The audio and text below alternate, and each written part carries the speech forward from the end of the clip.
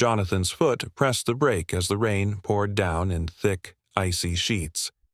His headlights cut through the darkness, revealing the lonely stretch of road ahead. He cursed under his breath as the dashboard flickered, the engine sputtered, and the car rolled to a reluctant stop. He tried the ignition once, twice, nothing. A wave of frustration washed over him. Here he was, a best-selling author, stuck in the middle of nowhere, and to top it off, there was no signal on his phone. He climbed out, rain soaking through his tailored jacket, and glanced around. A dim light glowed faintly in the distance. He had no choice. He trudged through the mud, his breath clouding in the cold night air until he saw a wooden sign swinging in the wind. Willow Creek, population 4,756. The town seemed to materialize from the mist, a place he hadn't thought about in over 2 decades. The familiarity of it sent a shiver down his spine. As he stepped onto the diner's porch, a sense of déjà vu overwhelmed him, the air thick with unspoken memories. He pushed open the door, the bell above it jangling, and a warm rush of air and the scent of fresh coffee greeted him. "Help you with something?" The waitress behind the counter looked up, her brow creased with curiosity. Her eyes lingered on his face longer than they should have, a flicker of recognition crossing her features. Jonathan forced a smile. "Yeah, looks like I'm stuck here for a while." He settled into a booth, staring out the window at the rain, unaware that this small town held the answers to questions he'd been avoiding for years. As the diner door swung shut behind him, a shadowy figure outside paused, watching Jonathan through the fogged glass. Jonathan shifted uncomfortably in the diner booth, the faint hum of the neon sign outside mingling with the low murmur of voices. His clothes clung to him, damp from the rain, but the warmth of the diner wrapped around him like a long-forgotten blanket. He couldn't shake the feeling that he'd stepped into a place where time had somehow stood still. Mabel, the waitress, refilled his coffee cup with a steady hand. "You look like you've seen a ghost, mister." Jonathan managed a dry chuckle, taking a sip of the scalding coffee. "Maybe I have. Just passing through, but my car decided to give up the ghost." He forced a casual tone, though he was already uneasy about being back here in Willow Creek. She peered at him more closely, then her eyes widened in recognition. "Wait a minute. Jonathan Wilder, is that really you?" He flinched, not expecting anyone to recognize him. He nodded slowly, caught between wanting to deny it and realizing it wouldn't matter in a town this small. "Yeah, that's me." Mabel's expression softened, a mixture of surprise and nostalgia playing across her face. "My goodness, you've been gone a long time. You were just a kid back then. Left us all behind when you made it big, huh?" Jonathan swallowed hard, a tightness forming in his chest. He had left this town behind without a second thought, eager to chase his dreams, never looking back. Yet now, surrounded by familiar faces, he couldn't shake the feeling that maybe he'd left more behind than he realized. "Well, small towns like this aren't exactly meant for big things," he replied, hoping to steer the conversation away from his past. Mabel's eyes lingered on him for a moment before she shrugged, her smile fading. "Guess not, but you'd be surprised how many folks around here still remember you." He glanced out the window again, the rain still coming down hard. The light outside flickered, casting strange shadows across the wet pavement. Jonathan couldn't shake the feeling that those shadows held more than just rain-soaked memories. They held secrets he'd buried deep and hoped to forget. The door creaked open again, letting in a gust of cold air. Jonathan turned to see a man step inside, shaking the rain from his hat. He froze as the newcomer met his gaze, Daniel, his childhood friend. For a moment, time seemed to slow, the years rolling back to summers spent by the creek, to wild ideas and plans they made before Jonathan's departure. But Daniel's expression wasn't friendly. It was guarded, wary, as if he were looking at a stranger. "Johnny Wilder," Daniel said, his voice thick with an accent that hadn't dulled over the years. "Didn't think I'd ever see you back here." Jonathan stood, offering a hand, but Daniel kept his distance, his eyes narrowing as he sized up the man his old friend had become. Jonathan felt a stab of guilt twist in his chest. "It's been a long time, Daniel." Daniel nodded, but his expression was cold. "Yeah, long enough for promises to be forgotten. Long enough for people to move on." Jonathan opened his mouth to respond, but Daniel turned away, speaking over his shoulder. "You need a place to stay. You know where to find me. That is, if you haven't forgotten the way." With that, he left, the door swinging shut behind him, leaving Jonathan standing in the middle of the diner, feeling like the outsider he truly was. Mabel gave him a look he couldn't quite interpret, then shuffled back behind the counter, leaving Jonathan alone with his thoughts. Jonathan folded the note, his mind spinning with questions.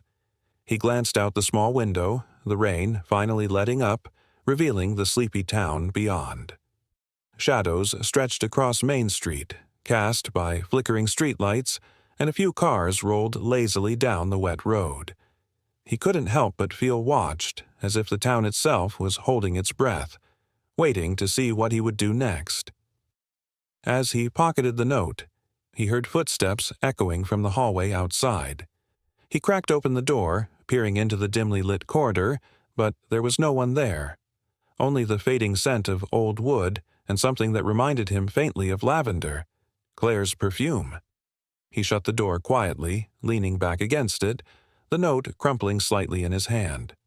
A dozen thoughts raced through his mind, memories of summers spent with Claire by the creek, their whispered dreams under the stars, and the abrupt way he had left it all behind. But who would leave him a note like that? And why now? He forced himself to breathe, to focus.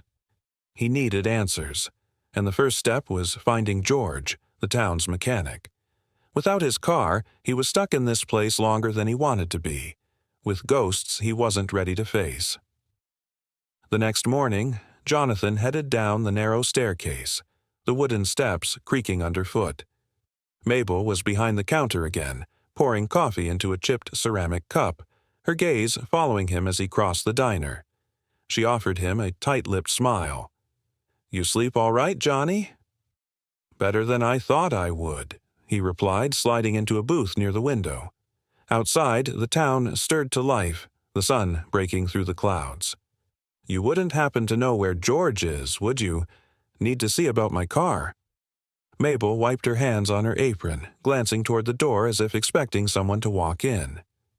"He's got a shop down by the old gas station. But George, well, he takes his time with things. Folks around here know not to rush him." Jonathan caught the edge in her tone, a subtle warning. "I don't plan on rushing anyone. Just want to know how long I'll be stranded here." Mabel nodded slowly, a knowing look in her eyes. "Stranded, huh?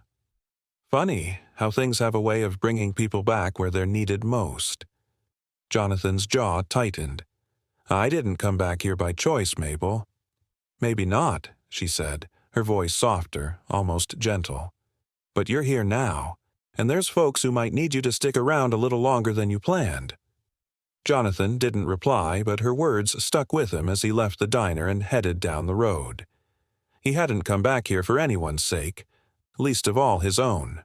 But as he walked through the quiet streets, passing the town's faded facades, he couldn't shake the feeling that there was something he was meant to face here, something that had been waiting for his return. The mechanic's shop was a squat, red-bricked building on the edge of town, its rusted sign swinging creakily in the wind. George's Auto Repair. Jonathan pushed open the door, the jingle of a bell announcing his arrival. The place smelled of motor oil and old leather, the air thick with dust motes floating in the sunlight streaming through the high windows. George emerged from under a battered pickup truck, wiping grease from his hands. He was older than Jonathan remembered, with more lines on his face and a limp that hadn't been there before. But the man's eyes were sharp as he sized up Jonathan. "Well, if it isn't the famous Jonathan Wilder," George said, a smirk tugging at his lips. "What brings you back to our little corner of the world?" Jonathan forced a smile, trying to ignore the tension in the air. "Just passing through, George. My car broke down outside town, hoping you can get me back on the road." George leaned against the counter, crossing his arms. "That's so. Well, parts are going to take a few days to get here, maybe a week if we're unlucky." "A week?" Jonathan's patience frayed. "There's got to be some way to speed it up." George shrugged, the smirk never leaving his face. "Afraid not, Johnny. Things move slow around here, just like they always have. Maybe you could use the time to reconnect with old friends, settle a few things." Jonathan's jaw tightened. Everyone in this town seemed to have a way of hinting at things they weren't saying outright. He stepped closer, lowering his voice. "I get it, George. You think I ran out on this place, but all I want is to get my car fixed and be on my way." George's expression hardened, his smirk fading. "Some of us didn't have the luxury of running, Johnny. We had to stay and deal with what you left behind." Jonathan felt a flash of anger, but before he could respond, George turned back to his work, leaving Jonathan standing in the shop, feeling like he was trying to read a story written in invisible ink. As he left, the bell over the door jingling behind him, Jonathan couldn't shake the feeling that the town wasn't going to let him leave so easily. Jonathan walked aimlessly down the main street, his thoughts churning with frustration. The past he had tried to bury was resurfacing in unexpected ways. The town was small enough that even a short stroll could take him past old haunts, each place stirring up memories he'd rather forget.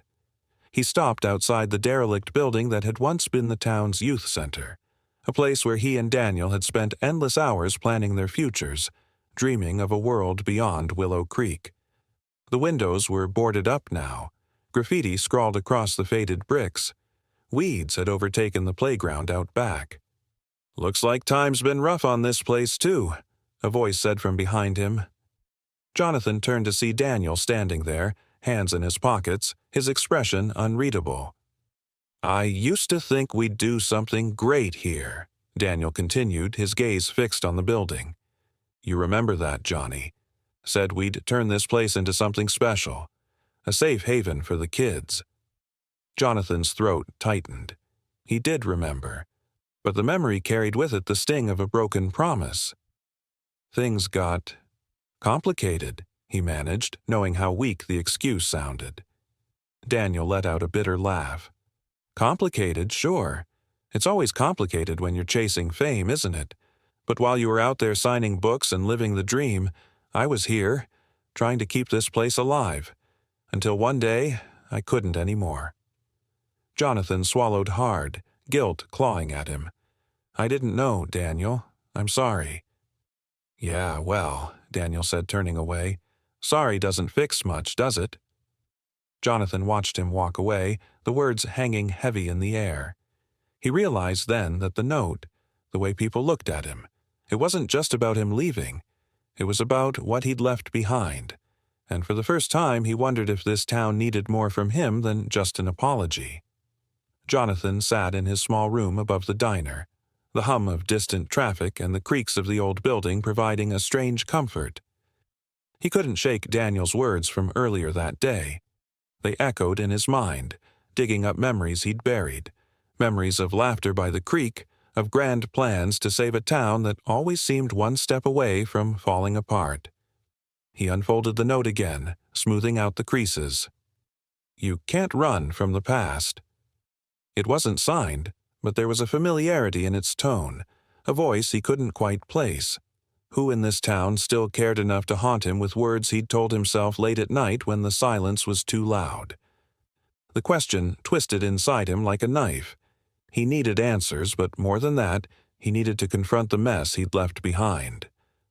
The next morning, the rain had cleared, leaving a crisp chill in the air that stung his lungs as he walked back toward the diner. He spotted Claire through the window of the corner cafe across the street, her hair catching the morning light, a slight frown creasing her face as she scanned the menu. His stomach knotted at the thought of talking to her again, but he knew he couldn't keep avoiding her. He crossed the street, the quiet of the town amplifying the crunch of gravel beneath his boots. He pushed open the cafe door, the bell ringing out in the stillness. Claire glanced up, her expression hardening when she saw him. Jonathan. Didn't think you'd stick around. He managed to smile, trying to hide his unease. Looks like I don't have much of a choice. Mind if I sit? She hesitated, then gestured to the seat across from her. He slid into the booth, the tension between them palpable. For a moment, neither of them spoke, the silence hanging heavy with unspoken words. "Why are you really here, Johnny?" Claire asked, her tone sharp, cutting through the pretense. "It's not just a broken-down car, is it?" Jonathan looked down at the table, tracing the scratches in the wood with his finger. He could feel her eyes on him, waiting, challenging him to be honest. "I don't know, Claire. I thought it was just the car at first, but now I'm not so sure." She scoffed softly, leaning back in her seat. "You've always been good with words, but I'm not interested in your stories." "The truth, Johnny. Why now? Why come back after all these years?" Her question hit him harder than he expected, dredging up old feelings he thought he'd left behind. He swallowed, the coffee in his cup suddenly bitter. "I didn't mean to leave things like I did. I thought I'd come back one day, that I'd fix things. But time got away from me, and you found success, fame. You forgot about us," she interrupted, her voice trembling with barely restrained anger. Jonathan looked up, meeting her gaze, and he saw the pain there, raw and unguarded. "I didn't forget," he said quietly, "but I didn't know how to come back." Claire's eyes softened for a moment, then she shook her head, her expression turning cold again. "Maybe you should have tried harder, because while you were off living your dream, the rest of us had to pick up the pieces." The words stung, but he couldn't argue with them. She was right. He'd left without looking back, never considering what his absence might have meant to those he'd left behind. He leaned back in his chair, letting out a slow breath, feeling the weight of the past settle heavily on his shoulders. "I'm sorry, Claire. I know it doesn't change anything, but I am. I want to make things right if I can." Claire studied him, searching his face for sincerity.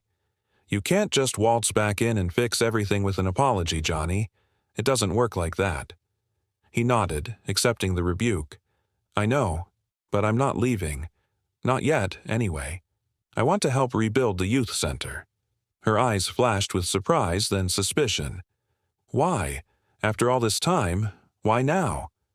Jonathan hesitated, struggling to find the words. "Because maybe it's time I stop running, and maybe it's time I keep a promise for once."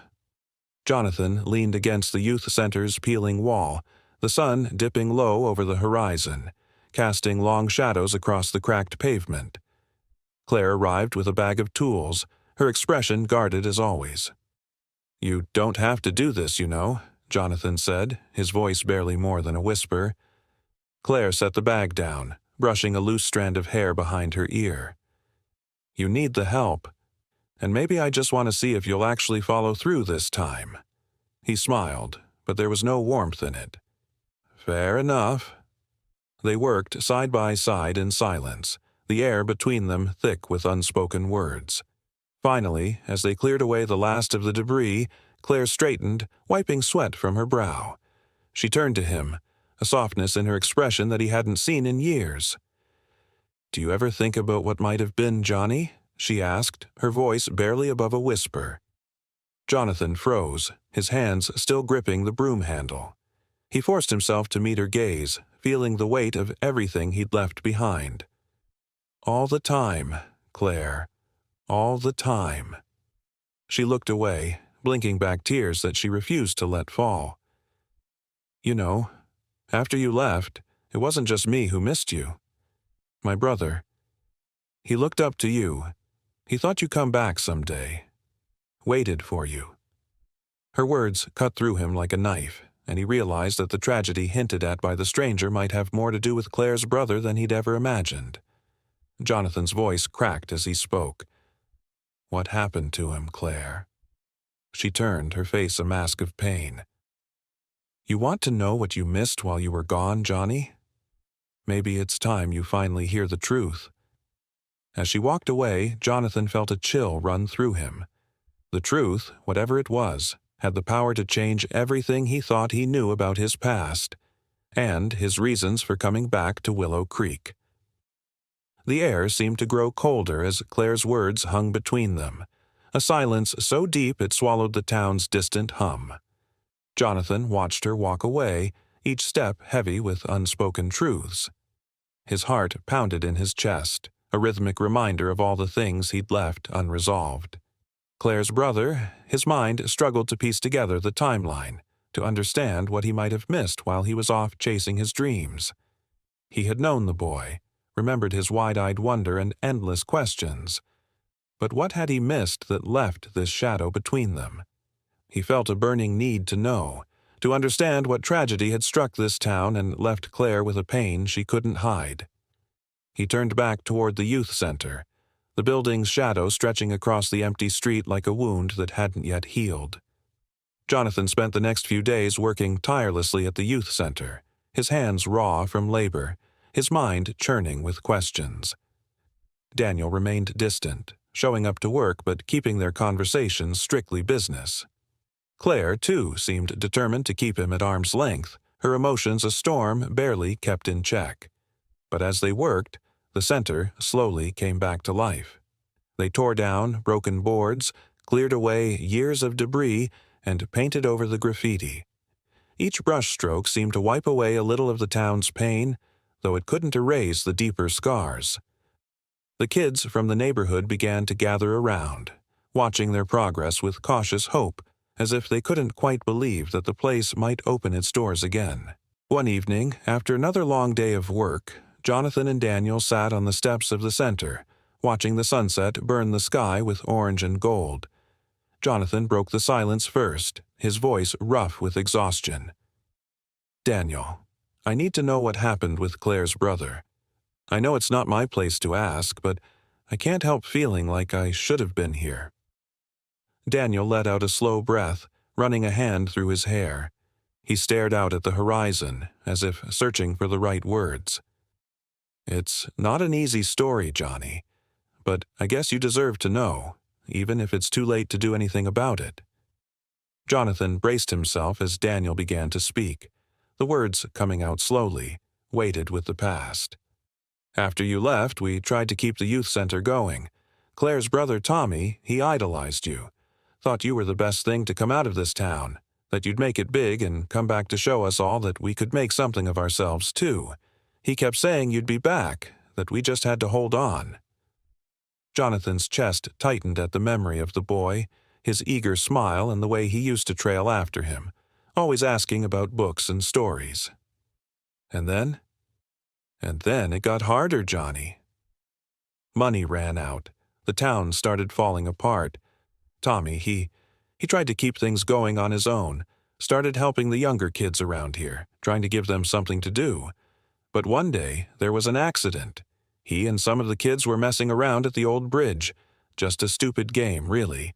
But the bridge was falling apart and... Daniel's voice cracked and he rubbed a hand across his eyes. Tommy didn't make it.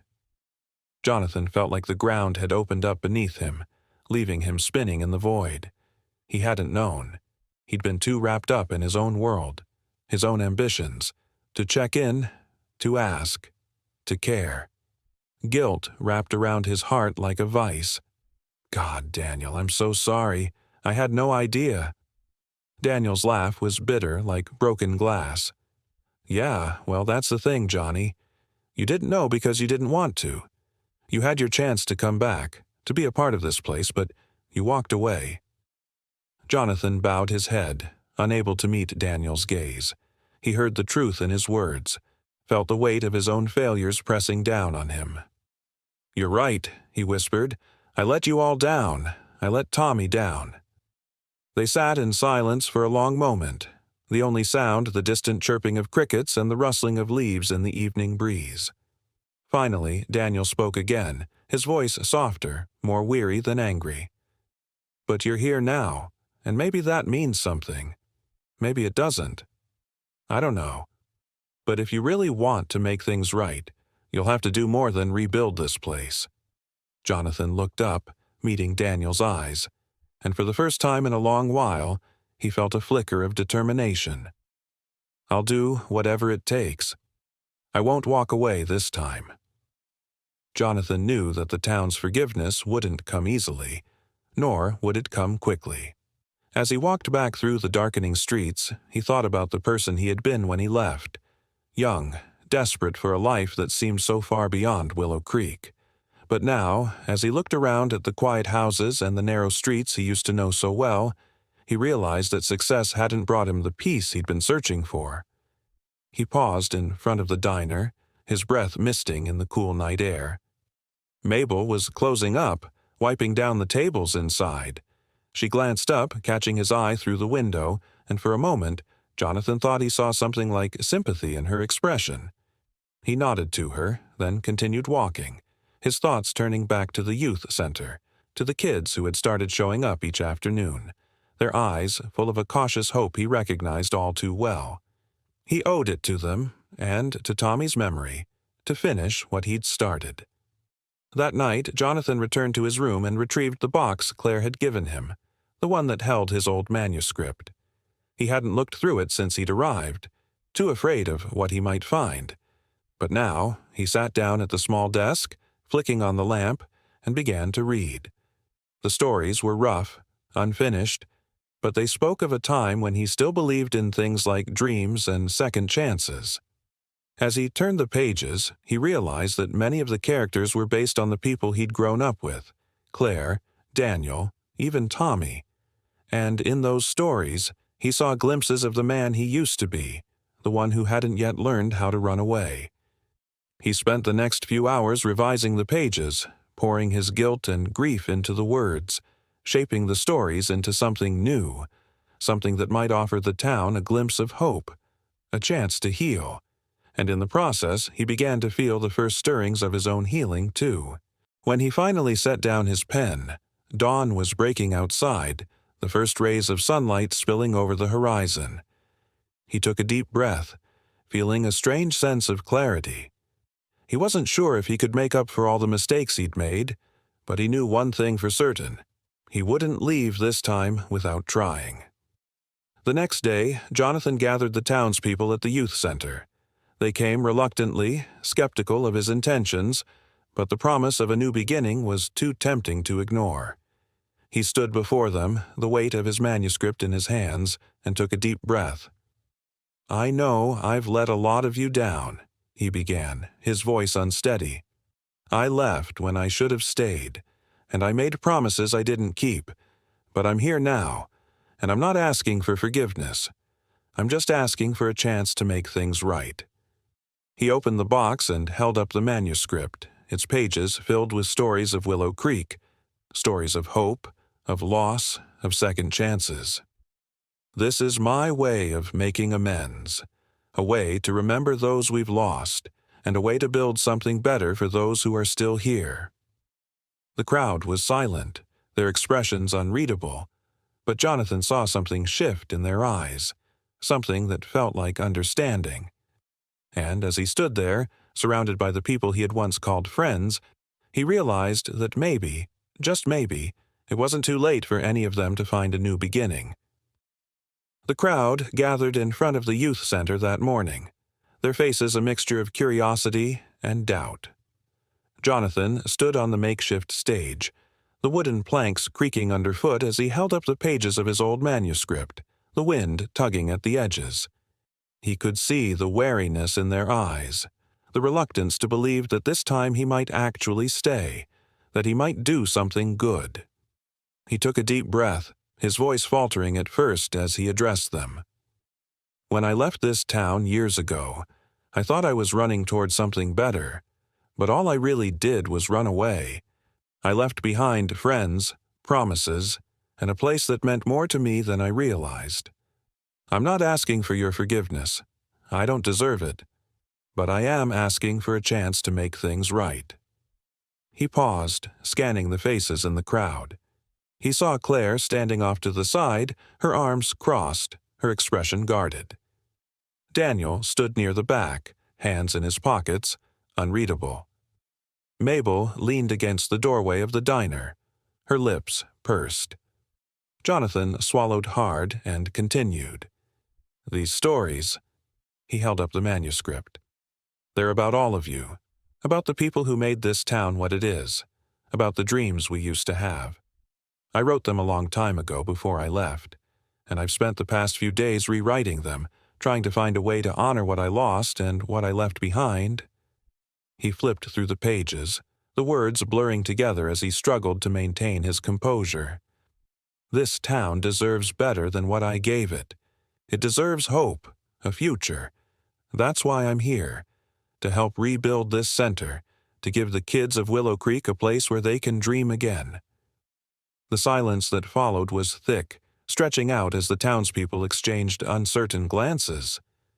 Jonathan felt his chest tighten, a fear creeping in that maybe it was too late, that he'd never be able to earn their trust again. But then, slowly, a voice spoke up from the crowd. It was George, the mechanic. He stepped forward, his face lined with years of hard work and disappointment. "You know, Johnny, when you left, I figured you'd never come back. Figured you'd forgotten all about this place. But if you're really serious about staying this time, about helping us, well, maybe we should give you a chance." A murmur rippled through the crowd, hesitant but hopeful. Mabel nodded, crossing her arms over her apron. "I reckon we could use another set of hands around here. Lord knows the kids need this place." Jonathan felt a swell of emotion rise in his chest, a glimmer of hope he hadn't dared to feel in years. He looked at Claire, his eyes silently asking for her approval, but she kept her expression unreadable, her lips pressed into a thin line. "I'm not saying I trust you, Johnny," she said, her voice carrying over the murmurs. "But I'm willing to see if you can actually follow through this time. For their sake." She nodded toward the kids lingering near the edge of the crowd, their faces bright with curiosity. Jonathan nodded, his throat tight with emotion. "Thank you, all of you. I promise, I won't let you down this time." As the crowd slowly dispersed, Jonathan remained on the stage, clutching the manuscript. Daniel approached him, his expression still guarded but less hostile than before. "You've got a lot to prove, Johnny," he said quietly. "This isn't some short story you can tie up with a neat ending. People around here, they're not going to forget what happened." "I know," Jonathan replied, looking Daniel in the eye. "But I'm willing to work for it, to earn it." Daniel studied him for a long moment, then nodded slowly. "All right then, let's see if you can keep that promise." The days that followed were filled with hard work. Jonathan threw himself into the restoration of the youth center, each swing of the hammer and brush of paint carrying the weight of his determination to make amends. The townspeople, hesitant at first, began to join him. They brought tools, supplies, and stories from the past, memories that Jonathan had tried to forget, but that now felt like pieces of a puzzle he was finally putting together. Claire arrived each morning, her presence a quiet but steady support. She kept her distance, focusing on organizing the kids and making plans for the center's reopening. They worked side by side, exchanging only a few words, but the silence between them had softened, like a wound beginning to heal. One afternoon, as they took a break on the steps of the youth center, Claire finally spoke. "You know, it's strange seeing you here, working on this place like it's always been yours." Jonathan looked down at the rough wood beneath his hands, a faint smile tugging at his lips. "Feels strange to me, too, but it's starting to feel like I belong here again." She glanced at him, her expression softening. "Maybe you never stopped belonging, Johnny. Maybe you just forgot." Her words lingered in the air between them, filled with a possibility Jonathan hadn't dared to hope for. But before he could respond, a shout rang out from the street, cutting through the quiet. They turned to see a man in a suit, flanked by two workers with clipboards striding toward the youth center. Jonathan recognized him immediately. Thomas Burnett, a local developer who had been trying to buy up a property around town for years. Burnett stopped in front of the steps, adjusting his tie with a smug smile. "Well, well, if it isn't the prodigal son, back to play hero. You've caused quite a stir, Johnny." Jonathan rose to his feet, squaring his shoulders. "What do you want, Burnett?" Burnett's smile widened, but there was no warmth in it. "I'm here to inform you that this property is part of a redevelopment plan. I've got the permits right here." He held up a folder, waving it like a victory flag. "I'm afraid this little project of yours is going to have to be put on hold. Permanently." Claire's face paled, and Jonathan felt a surge of anger flare inside him. He stepped forward, his hands clenching into fists.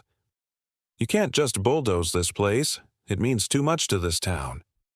Burnett's expression turned mockingly sympathetic. "That's touching, really. But progress waits for no one. Besides, the land's worth more than this rundown building."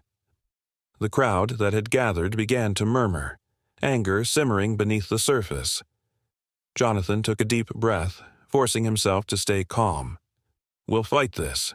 We'll get the community on our side." Burnett's smile faltered for a moment, but then he shrugged. "You're welcome to try. But the way I see it, time's running out for this town. And for you."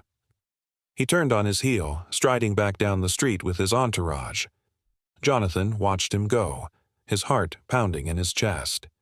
The challenge was clear, and he knew that winning this fight would take more than just hard work and promises.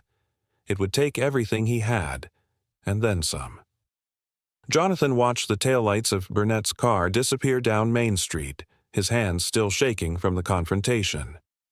Around him, the crowd murmured angrily, their frustration simmering just beneath the surface. He knew that the future of the youth center, and his place in this town, now hinged on what he did next. He turned to face the people gathered in front of the center, his voice strong and clear despite the uncertainty gnawing at him. "We're not going to let Burnett destroy this place," he declared, looking out over the familiar faces. "We built this together once before, and we can save it again. But I can't do it alone. I need your help." For a moment there was silence. Then Mabel stepped forward, her jaw set in determination. "Well, Johnny, I never thought I'd see the day you'd be back here fighting for us. But if you're serious, then you've got my support." A murmur of agreement rippled through the crowd. One by one, people began to nod, stepping closer to Jonathan, their faces set with resolve. Daniel clapped a hand on his shoulder, and even Claire gave him a small, grudging nod. "All right then," Daniel said, his voice carrying across the street. "Let's get to work." The next few days were a blur of activity. Jonathan, Daniel, and Claire worked from dawn until dusk, organizing volunteers and gathering supplies. They reached out to former residents who had moved away, spreading the word about their fight against Burnett's redevelopment plan. Stories of the youth center's history filled the town's social media pages, along with pictures of the renovation progress. Jonathan was amazed by the response. Donations came in from people who remembered the center fondly, who had once played basketball in its gym or attended summer reading programs. Every little bit helped, from old friends who sent checks with heartfelt notes to strangers who donated supplies. One evening, as the sun dipped low, Jonathan sat on the steps of the youth center, exhausted but hopeful. Claire joined him, handing him a bottle of water. "You've managed to get people on your side," she said, a hint of admiration in her voice. "I didn't think I'd see the day." He took a sip, savoring the cool water. "I guess I didn't think I'd see it either. But I'm glad I did."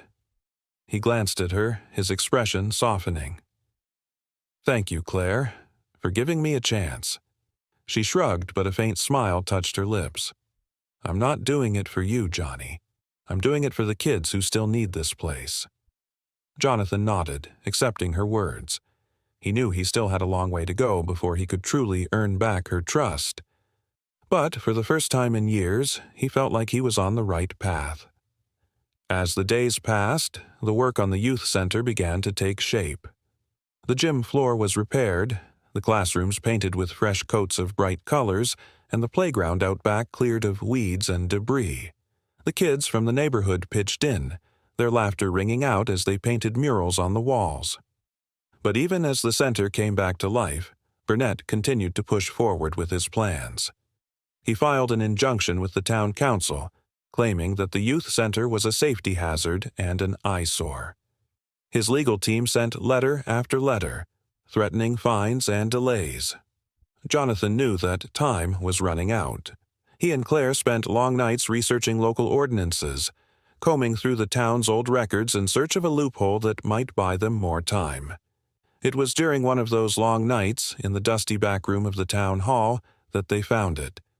Claire pulled an old ledger from a high shelf, blowing dust off the cover.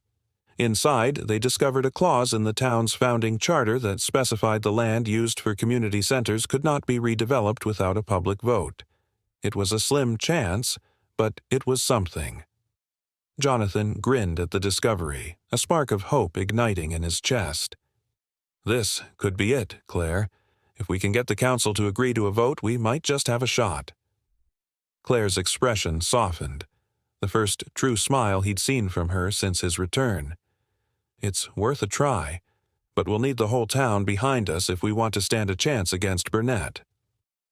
They called a town meeting at the youth center, packing the old gym with residents. Jonathan stood before them, his hands trembling slightly as he held up the charter. He explained the clause, outlining their chance to save the youth center if they could force a public vote. Burnett arrived late, swaggering into the meeting with his legal team in tow. He leaned against the back wall, arms crossed, a smirk on his lips as he listened to Jonathan's plea. But the townspeople weren't swayed by Burnett's threats. As Jonathan spoke, he saw their faces change. People who had once doubted him now stood behind him, determined to fight for the center. An elderly woman named Edith, who had lived in Willow Creek her entire life, stepped up to the podium, her voice quavering but strong. "This town used to be about more than just money. It was about community, about taking care of each other, and that's what this place is about." The room erupted in applause, and Jonathan felt a surge of hope. Burnett's smirk faded as he realized the tide was turning against him. With the town's support, Jonathan and his team submitted the request for a public vote, stalling Burnett's demolition plans. The tension in Willow Creek reached a boiling point as the date of the vote approached. Burnett ramped up his pressure campaign, airing ads about the benefits of redevelopment and promising new jobs and growth. Jonathan countered with community rallies and fundraisers, reminding everyone of the youth center's history and what it meant to the town. Claire and Daniel worked alongside him, their shared goal bringing them closer than they had been in years. As the day of the vote arrived, the atmosphere in Willow Creek was electric. The town hall overflowed with residents eager to cast their ballots, their voices raised in passionate debate. Jonathan stood outside with Claire, watching the steady stream of voters. "You think we've done enough?" he asked, his voice betraying his nerves. Claire glanced at him, her expression thoughtful. "I don't know, Johnny, but I think you've finally shown them that you care. That counts for something." He nodded, feeling the weight of the moment settle on his shoulders. He knew that whatever happened, he had done everything he could to save the center, to make up for the mistakes of his past. That evening, the town gathered outside the youth center to hear the results of the vote. Burnett stood with his arms crossed, his expression carefully neutral, but Jonathan could see the tension in his jaw. The town council representative stepped up to the microphone, holding an envelope in her hands. Jonathan held his breath, the world narrowing down to this single moment. He felt Claire's hand brush against his, a silent gesture of support. "The vote was close," the representative announced, her voice carrying over the quiet crowd. "But the decision is clear. The town of Willow Creek has voted to preserve the youth center." A cheer erupted from the crowd, the noise washing over Jonathan like a wave. He felt a weight lift from his shoulders, a breath he hadn't realized he'd been holding finally released. He turned to Claire, a wide smile breaking across his face, and she returned it, her eyes shining with a mixture of relief and joy. Burnett's face twisted in frustration as he turned away, his plans in ruins. But Jonathan barely noticed. He was surrounded by the people who had once been his friends, the people he'd thought he'd lost forever, and for the first time in years, he felt like he was exactly where he was meant to be. The day of the youth center's grand reopening dawned bright and clear, a crisp autumn wind rustling through the golden leaves. Jonathan arrived early, feeling a mix of nervous excitement as he put up the last decorations and made sure everything was in place. He could hardly believe how far they'd come, how far he'd come since that rainy night when his car broke down just outside of town. As the morning sun crept higher, the town began to trickle in, first in pairs and small groups, then in a steady stream of people. Kids raced around the freshly painted playground, their laughter a stark contrast to the quiet that had haunted these grounds for so long. Claire directed volunteers, her calm efficiency a grounding presence that kept everything moving smoothly. Jonathan wandered through the crowd, shaking hands and exchanging smiles, but his mind kept drifting back to what lay ahead. He had received another call from his publisher that morning, reminding him of a potential book deal waiting for him in the city. It was an opportunity he couldn't ignore, one that could reignite the career he had put on hold. But as he looked around at the familiar faces, at the place he'd helped to rebuild, he couldn't shake the feeling that maybe, just maybe, his real story was here. As the afternoon wore on, the celebration moved inside to the newly restored gym, where rows of folding chairs had been set up facing a small stage. Jonathan found himself standing behind the microphone, looking out at the crowd with a sense of wonder. He cleared his throat, glancing down at the manuscript in his hands. "I want to thank you all for giving me a chance to come back," he began, his voice steady despite the nerves tightening his chest. "I spent so many years thinking I had to leave this place behind to find my story. But coming back to Willow Creek has shown me that the story I was looking for was always right here." He flipped to a passage he had rewritten just the night before, his fingers brushing the worn pages. "This is for all of you and for the dreams we once shared." Jonathan read from the manuscript, a story about two young boys who spent their summers at a creek, dreaming of a world beyond their small town. He spoke of laughter and loss, of promises made and broken, and of finding the courage to start again. As he spoke, he saw the emotions ripple through the crowd, faces softening, smiles breaking through tears. When he finished, there was a moment of silence, and then the room erupted into applause. Jonathan's throat tightened, the cheers and claps wrapping around him like a warm embrace. He stepped down from the stage, feeling lighter than he had in years, as if the weight of his past had finally lifted. As the sun began to set, casting long shadows across the lawn, the crowd dwindled, and the echoes of laughter faded. Jonathan found himself standing outside the youth center, watching the kids race across the grass, their faces flushed with excitement. He turned to see Claire standing nearby, her arms crossed, a thoughtful expression on her face. She looked different tonight, more relaxed than he'd seen her in years. She caught his gaze and tilted her head toward the now empty gymnasium. "Walk with me?" she asked, her voice soft. Jonathan nodded, falling into step beside her. They walked in silence at first, their footsteps crunching over the fallen leaves. Finally, Claire stopped near the swing set, turning to face him. "You did good today, Johnny," she said, a faint smile tugging at her lips. "It's more than I thought you were capable of when you first showed up." He chuckled, the sound rough but genuine. "You're not the only one who's surprised. But I couldn't have done it without you, Claire. Without Daniel and the rest of the town." She shrugged, her smile fading as she met his gaze. "Maybe, but I think a lot of this came from you wanting to make things right. And you did, at least with the town." Jonathan sensed the shift in her tone, the undercurrent of something more.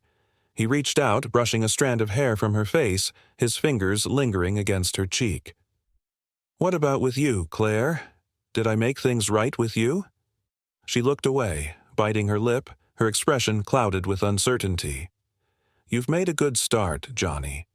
But I can't pretend that you coming back changes everything that happened. You left, and it hurt.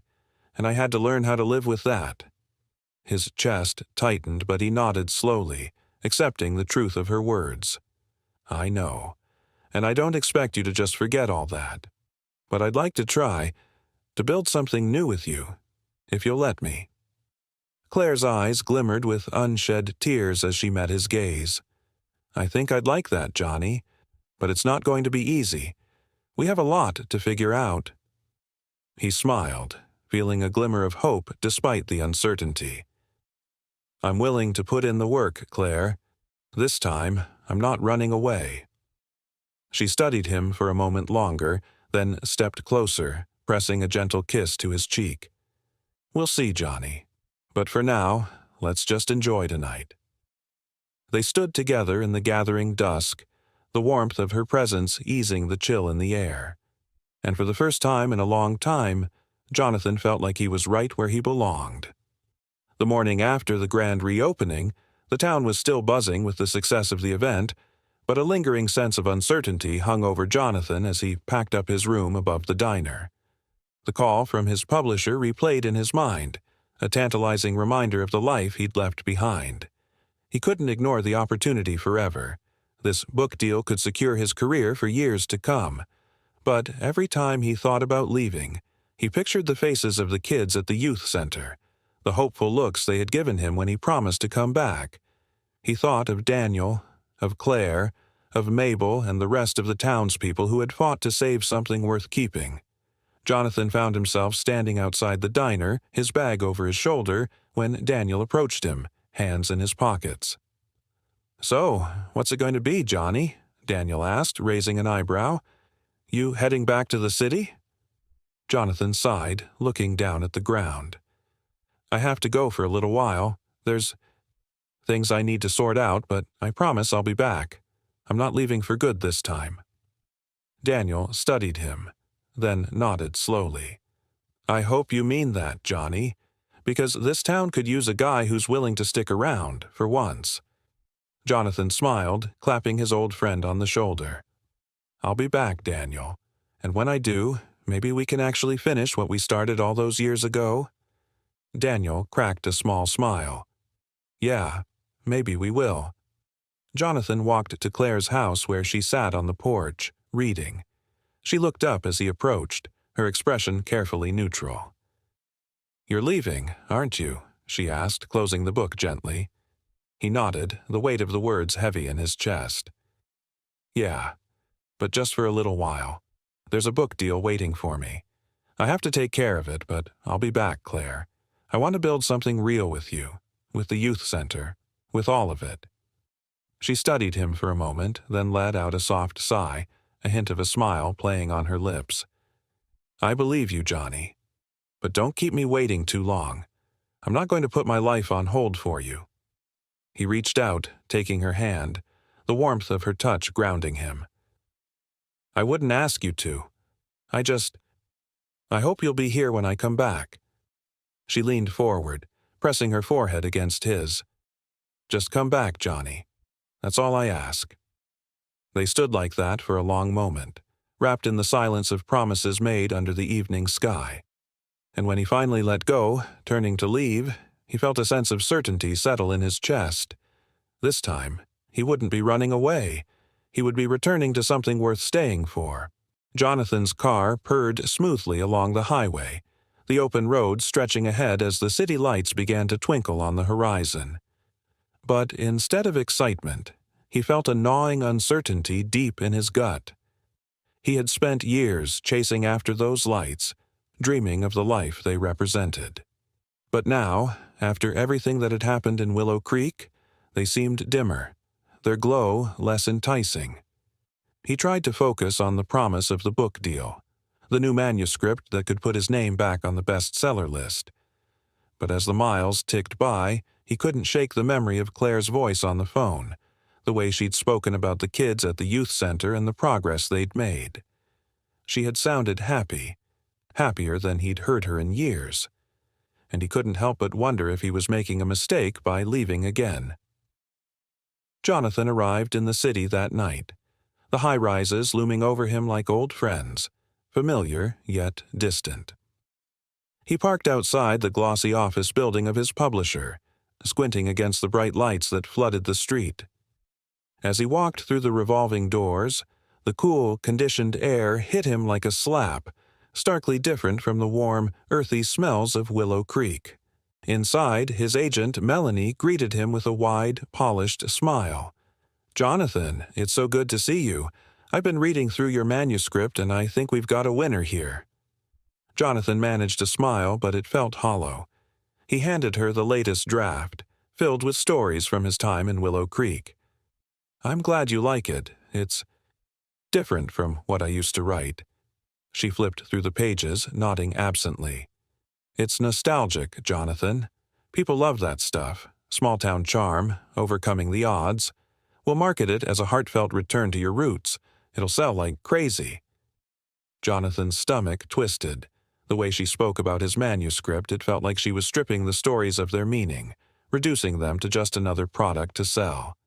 He forced himself to speak up. "It's not just about marketing, Mel. These stories are about real people, about what I left behind. I'm not sure I want to turn it into something superficial." She glanced up, her smile faltering slightly. Of course. But remember, Jonathan, we're in the business of selling books. And these stories, they're good, but you need to think about the bigger picture. You've got a chance to get back on top here." Her words echoed in his mind as he left the office, the manuscript tucked under his arm. He walked through the bustling streets, past the cafes and bookstores that had once felt like home, but now seemed strangely empty. For the first time in years, he felt like he was the one who didn't belong. Later that night, Jonathan returned to his hotel room, exhausted but restless. He tossed his bag on the bed and went to check his phone, only to find a missed call from an unknown number. He played the voicemail, expecting a message from Melanie or one of his old acquaintances. Instead, a distorted voice filled the room, the words crackling with static. "You think you can leave the past behind, Johnny? Think again. Some ghosts don't rest so easily." A chill ran through him, his heart pounding in his chest. He replayed the message, trying to make sense of it. Who could have sent this? And why now, when he was miles away from Willow Creek? His mind raced, jumping to possibilities. Burnett, trying to intimidate him again? Or someone else from the town, angry that he'd left once more? He checked the number, but it was blocked. He tried calling back, but there was only silence on the other end. For the first time since he had left Willow Creek, he felt a prickle of real fear, the kind that tightened his chest and sent his thoughts spiraling. He thought of calling Claire, but he hesitated, not wanting to drag her into whatever this was. He sat on the edge of the bed, staring at the city lights outside his window, the voicemail playing over and over in his mind. The voice had sounded familiar, but he couldn't place it. Whoever it was, they knew about his past, about the promises he'd broken and the guilt he carried. The next morning, Jonathan met with Melanie again to discuss the terms of the new book deal. But as she laid out the details, he couldn't shake the unease that had settled in his chest. He glanced at the contract she slid across the table. The numbers impressive, the future it promised laid out in bold type.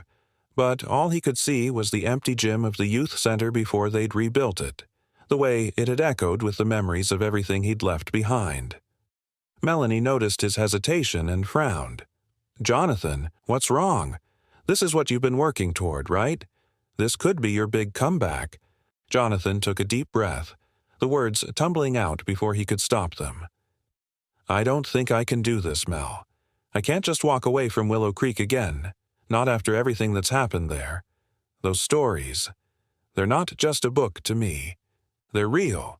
She stared at him, stunned, then laughed nervously. "You're kidding, right? This is a once-in-a-lifetime opportunity. You don't just turn that down because of some sentimental attachment to a town you left behind years ago." Jonathan shook his head, pushing the contract back toward her. "I know it doesn't make sense, but I can't ignore what I feel. I promised I'd go back, and for the first time in my life, I intend to keep that promise." Melanie's expression turned icy. "Think carefully about what you're saying, Jonathan. You're throwing away your career, your future. For what? A rundown building in the middle of nowhere? He looked her in the eye, his voice steady. Maybe it's time I build a different future, one that actually means something to me. Jonathan left the meeting, a weight lifting from his shoulders even as uncertainty swirled in his gut. He felt lighter, but more vulnerable, like he'd stepped off a ledge without knowing what lay below. He made plans to drive back to Willow Creek that very evening, unable to shake the feeling that something was waiting for him there. But as he prepared to leave the city, a sense of unease followed him. He checked his phone constantly, half expecting another call, another threat. Instead, he found a text message waiting for him. No name attached. Think you're safe? Think again. You left something unfinished, Johnny. Come back, and maybe you'll find out what. He read the message over and over, a cold dread seeping through him. Whoever this was, they were watching him, and they knew that he was planning to return to Willow Creek. Jonathan wasted no time. He checked out of the hotel and headed for the highway, driving through the night, his hands gripping the wheel as the city receded in the rearview mirror. He glanced in the mirror, feeling like the shadows were closing in around him. Every passing car felt like a threat, every flash of headlights a reminder that he wasn't alone on this road. Halfway to Willow Creek, he noticed a pair of headlights that seemed to linger too long behind him, tailing him through turns and stops. He sped up, his pulse quickening as the car matched his pace.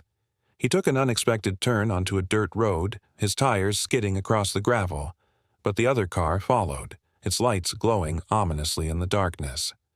Fear clawed at him, a wild panic that urged him to keep driving, to push the car faster and faster down the twisting roads. But deep down, he knew that he couldn't run forever. He slammed on the brakes, skidding to a halt, his car rocking on the uneven ground. He stepped out, the cool night air biting at his skin as he faced the car that had been following him. The other car stopped a few yards away, its engine idling. The door creaked open, and a shadowy figure stepped out, their face hidden in the darkness. Jonathan tensed, his breath clouding in the cold night air. "Who are you?" he called out, his voice carrying across the stillness. "What do you want from me?" The figure took a step closer, their face coming into the light. Jonathan's heart stuttered as he finally recognized them. Someone he hadn't seen in years. Someone who shouldn't have known anything about his return to Willow Creek. "Long time no see, Johnny," the figure said, their voice low and mocking. "Thought you could just walk back into town and make everything right? Well, I'm here to remind you that some things aren't so easily fixed." Jonathan's mind raced as the figure advanced, their expression twisted with anger. He realized then that his past had caught up with him, and that his return to Willow Creek might not be the fresh start he'd hoped for. It might be the beginning of a reckoning he wasn't prepared for. Absolutely. Let's maintain the pace, suspense, and emotional hooks as we head toward a dramatic conclusion. We'll unravel the mystery of the shadowy figure, dive into the confrontation that's been building, and ensure the ending ties together Jonathan's journey of redemption with the unresolved threads from his past. Here's the continuation. Jonathan's breath came in quick bursts, each one clouding the cold night air as the shadowy figure approached. His heart pounded in his chest, but he forced himself to hold his ground. He peered through the dim light, and recognition slowly dawned as the figure's face became clearer. It was someone he had known all those years ago, Aaron Thompson, the older brother of a friend he had lost touch with after he left Willow Creek. "Aaron?" Jonathan's voice trembled with confusion. "What the hell is this about? Why are you following me?" Aaron's mouth twisted into a bitter smile, the edges of his expression lined with anger. "You really don't get it, do you, Johnny? You think you can come back here and play hero? Think you can fix everything you broke?" Jonathan blinked, trying to piece together Aaron's sudden appearance. "If you've got something to say, just say it. I'm done with the games." Aaron took another step closer, his voice low and venomous. "My brother, Tommy, looked up to you. He thought you'd come back, that you'd keep your promise to help us keep the youth center going. But you never did, and when he needed someone, He was all alone. Jonathan's chest tightened at the mention of Tommy, Claire's brother, the boy whose death had haunted the town. He remembered the stories, the tragedy he had missed while he was off chasing his career. He thought he had made peace with it, but now he realized there was a darker truth waiting to be uncovered. "I didn't know Aaron. I didn't know he was in trouble. I left, but I never meant to hurt anyone." "You left him behind," Aaron interrupted, his voice cracking with emotion. "And when he died, you didn't even come back for the funeral. You just kept writing your books, like we never mattered." Jonathan swallowed hard, guilt and anger swirling inside him. "I can't change the past, but I'm trying to make things right now. I'm trying to help the town, to help the kids who still need the center." "Too little, too late," Aaron spat, his eyes flashing with rage. "You think you can waltz back in here and make up for all those years? Well, you can't. You'll never be able to bring him back." The words hit Jonathan like a punch to the gut. He had faced his own guilt over leaving Willow Creek, but he had never realized the depth of the pain he had caused. He took a shaky breath, forcing himself to meet Aaron's furious gaze. "I know I can't bring him back, but I'm not leaving again. I'm going back to Willow Creek, and I'm going to finish what I started. Not for me, but for the people who deserve better than what I gave them before." Aaron's expression twisted, his hands clenched into fists at his sides. For a moment, Jonathan thought he might lunge at him, but then Aaron stepped back, shaking his head. "You don't get it, Johnny. This town doesn't need you to save it. It needed you back then, and you weren't there." He turned on his heel, walking back to his car, but his final words hung in the air like a bitter curse. "Go back if you want, but don't expect anyone to welcome you with open arms." Jonathan stood alone on the dark road, the taillights of Aaron's car disappearing into the night. He knew Aaron was right. No matter how hard he tried, he couldn't erase the mistakes of the past. But he also knew that he couldn't give up now. There was still work to be done, and he wasn't going to let fear or guilt stop him. Jonathan drove through the night, pushing through the exhaustion that weighed heavy on his eyelids. The sun was just starting to rise when he crossed the town limits of Willow Creek, the familiar sign greeting him once again. But this time, it felt different, like a promise he was finally ready to keep. He parked outside the youth center, the building bathed in the soft morning light. To his surprise, Claire was already there, unloading supplies from her car. She glanced up as he approached, her expression a mix of surprise and relief. "I didn't think you'd come back this soon." Jonathan gave her a weary smile. "I had to. There are things I need to say, things I need to make right." He hesitated, then told her about the encounter with Aaron, the guilt and anger that had fueled it. As he spoke, he watched Claire's face, bracing for her reaction. Claire's expression softened and she placed a hand on his arm. "Aaron's been carrying that anger for a long time, Johnny. He's right about one thing. What happened with Tommy, it hurt a lot of people. But if you really mean what you're saying, if you're really here to stay, then maybe there's still a chance for all of us to heal." Jonathan nodded, feeling the weight of her words settle in his chest. He knew that rebuilding trust would take time, but he was ready to do whatever it took. For the first time in years, he felt like he was truly on the right path. The weeks that followed were filled with hard work, but the youth center began to take shape, just like the town's hope. Jonathan met with Aaron again, this time at the creek where they used to play as kids. The meeting was tense, filled with unspoken resentment, but Aaron finally admitted that he had followed Jonathan out of anger and grief, unable to let go of his brother's memory. Jonathan listened, taking in Aaron's pain, and made him a promise. "I can't bring Tommy back, but I can make sure his memory means something. I'll dedicate a space in the center to him, a place where the kids can find the support he never had, and I'll make sure his story is never forgotten." Aaron's expression softened, a flicker of acceptance in his eyes. "Maybe that's a start, Johnny, but don't think I'm ready to forgive you just yet." "I wouldn't expect you to," Jonathan replied, his voice steady, "but I'm not running anymore." The day of the youth center's official reopening dawned bright and clear, the air filled with a sense of renewal. The building now bore a new plaque engraved with Tommy's name, a tribute to the boy whose dreams had once been left behind. Jonathan stood in front of the gathered crowd, feeling a mix of pride and humility as he addressed them. This place isn't just a building, it's a second chance for all of us.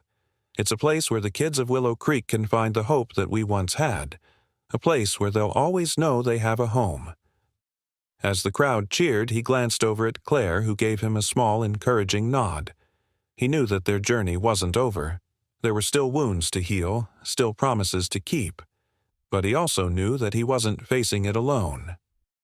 Months later, Jonathan sat on the porch of the youth center, watching the kids play basketball in the courtyard. Claire joined him, her shoulder brushing against his as they sat in comfortable silence.